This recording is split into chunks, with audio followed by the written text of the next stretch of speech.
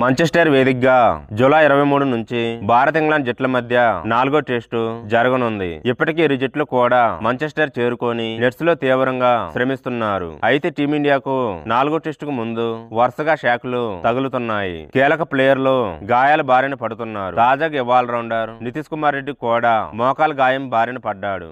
వీడియోను చూసే ముందు చిన్న రిక్వెస్ట్ అండి, వీడియోను లైక్ చేసి మీ సపోర్ట్ ని తెలియజేయండి. మొదటిసారి మన ఛానల్ ను చూస్తున్నట్లయితే సబ్స్క్రైబ్ చేసుకుని పక్కనే ఉన్న బెల్ ఐకాన్ ని ఆన్ చేసుకోండి. జిమ్ లో ఏర్పాటు చేసిన ట్రైనింగ్ క్యాంపులో మోకాలి లెగ్మెంట్ ను డ్యామేజ్ చేసుకున్నాడు. దాంతో అతడు చివరి 2 టెస్టుల్లో ఆడేది అనుమానంగానే ఉంది. ఇక ఆకాశ్దీప్ కూడా ఫిట్ గా లేడు. ఈ క్రమంలో 4వ టెస్టు కోసం జట్టులో భారీ మార్పులుండే అవకాశం ఉన్నట్లు తెలుస్తుంది. ప్రస్తుతం 4వ టెస్టును టీమిండియా వెనకంజలో ఉండి మొదలు పెట్టనుంది. అయినప్పటికీ ఒక ప్లేయరును తుది జట్టులో ఆడించడం ద్వారా 4వ టెస్టులో భారత విజయం సాధించే అవకాశాలు పుష్కలంగా ఉన్నాయి. అతడెవరో కాదు, కుల్దీప్ యాదవ్. ఈ చైన్మెన్ స్పిన్నర్ ను ఆడటం అంత సులభం కాదు. ఇంగ్లాండ్ ప్లేయర్లు ఇతడి బంతులను అర్థం చేసుకోలేక పెవిలియన్ కు క్యూ కట్టడం ఖాయం. అయితే కుల్దీప్ యాదవ్ ను తుది జట్టులో ఆడిస్తారా లేదా అనేది టీమిండియా మేనేజ్మెంట్ చేతుల్లో ఉంది. తొలి 3 టెస్టుల్లో కుల్దీప్ యాదవ్ ను ఆడించి ఉంటే టీమిండియా కథ మరోలా ఉండేదని అభిమానులు పేర్కొంటున్నారు. కనీసం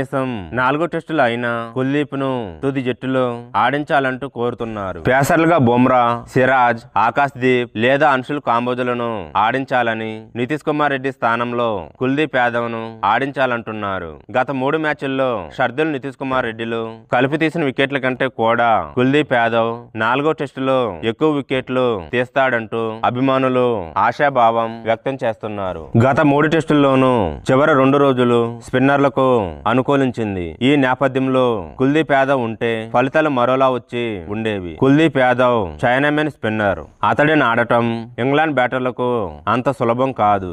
గతంలోని ఇంగ్లాండ్ పై కుల్దీప్ యాదవ్ ఆధిపత్యం ప్రదర్శించిన సందర్భాలు చాలానే ఉన్నాయి. కుల్దీప్ యాదవ్ ను ఆడించకుండా టీమిండియా పెద్ద తప్పు చేసిందని అభిమానుల ప్రధాన ఆరోపణ.